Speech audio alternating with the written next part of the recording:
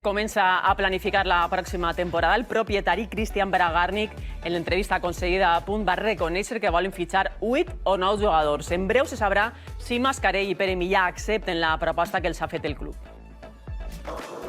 El propietari de l'Elx, Christian Bragarnik, ja està dedicat a la configuració de la plantilla per a la pròxima campanya. Té decidit el nombre de fitxatges que s'hi hauran de fer. En una plantilla de 24, si quedan 15 seguro, necesitaríamos traer 8 o 9 fichajes. Confia incorporar per a la pretemporada alguns jugadors i esperar la resta. No tindrà pressa a l'hora de fitxar. Si después aparecen esos 3-4 fichajes que nos puedan dar un salto de calidad o mejorar, bienvenido, pero estaremos tranquilos. En breu s'ha de resoldre el futur de Mascarell.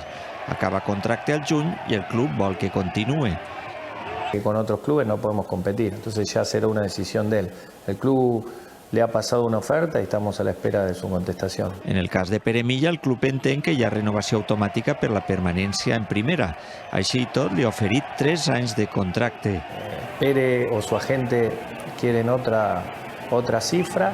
Ojalá pueda aceptar la oferta que le dimos y de no aceptarla, es válido que interprete, nosotros defenderemos los intereses del club. L'Elx avaluarà la possible continuïtat de Pastore. Bragarnik assegura que el club vol incorporar jugadors compromesos, amb ganes i la fam de seguir creixent.